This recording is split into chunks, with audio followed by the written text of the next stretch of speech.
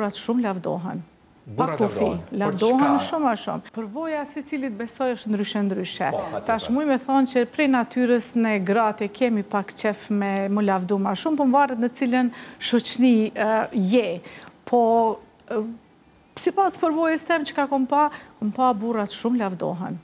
Pa kufi, lavdohen shumë a shumë. Për punën që e bëjnë, për suksesin që e mrinë, suksesin e tyne, unë kom pa burra që lavdohen. Ne, që është ta ardita, flasim shumë, e kena zanin ma shumë. Mendimet i flasim, nuk i shkruajmë ose në heshjem i planifiku, po i flasim. Ndërsa burrat, në shoqnin e burrave, i kom dëgju lavdatat i kanë jashtëzakonisht mëdha. Që është e mirë, du të me lavdu vetën, për dikush me pa që punën që e ke bo me u lavdu. Unë për veti më pëlqej lavdatat, suksesi, arritjet, shpërblimet, besoj që edhe tjerë të ka... Kur e boj punën e mirë. Po, Ardit, mendojnë që burrat ditët e sotme lavdohen më shumë se gratë, ose e dojnë më shumë lavdatën, të japin komplimente, të lavdohen për diçka që kanë bërë? Unë mendoj që femrat lavdohen më shumë edhe e kanë atë gja me ju thonë diçka i shkrim për egzimet. Thua që është e nevojshme. është nevojshme, mund të jetë edhe motiv, pa tjetër, për një grua nëse marrë një kompliment, nëse marrë një lavdat. E bën mundi shumë ma mirë.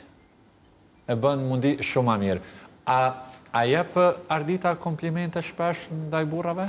Tash të jemi të sinqertë edhe ne si veprojmë. A ke problem me dhënë komplimente? Diqysh femrat ma... Tregova edhe ma herët, kove të fundit femrat shumë i kom vrejt që nuk e thojnë të vërtetën, gjelozojnë. Meshkujt janë ata cilët nashta ka ndodhë me tregu ti kushtje, je shumë mirë, ecë për para, apo kuptan. E femrat janë ato që në ftyri sheti që s'kan qef me të lavdu. Gjithmoni kom lavdu dhe gjithmoni përkrahi prap, po edhe meshkujt si daloj, ta shetutje. Thua që meshkujt lavdojnë më shumë, ndërsa femrat e duan më shumë lavdate. Nuk e japin, por e duan. Po, shumë e vërtet. Ran, mendon pajtohesh me këtë deklaratë Arditës? Shikoni, është pak e habitshme sepse po analizojmë në moment një pyetjen tënde kushtim dhe më lindi edhe mua një pyetje tjetër.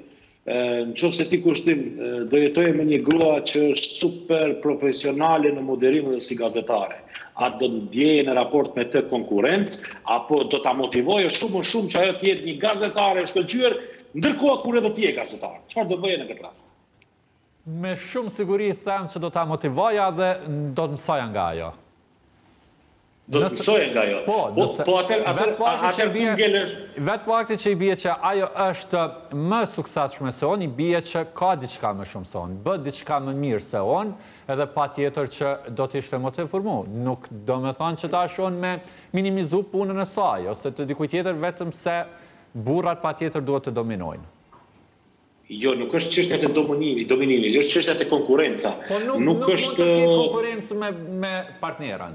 S'paku mendimen. Po shiko, kur jeni konkurrent njëri me tjetrin, por nuk polarizohet lidhja, jeni të vetëdijshëm se jeni konkurrent në një profesion të caktuar, kjo nuk dëmton lidhjen tuaj, përkundrazi. Po partneri mund ta shohë si konkurrente, Rone. Fatkeqësisht ka shumë çifte që e shohin njëri tjetrin konkurrent. Shumë keq, se duhet mu grow bashk, mu rrit bashk, me bëj mos together bashk mu... E buqë pajtosh që edhe qiftet kanë konkurencë mes vete? Në Kosovë, po. Ka gjithmonë, ka edhe në Angli varet. Po, Roni më boni përshtypje që tha, unë të jemi kolegë një Lamia, do më dy të jemi gazetar. Po, nëse Ardita na kishtë thonë, po më pëlqen buqja shumë qëndrimi saj. A e kishte tregu ndjenjen e xhelozis, apo kishte qenë shumë i lumtun që ke mësu diçka prej meje këto? Po besoj që...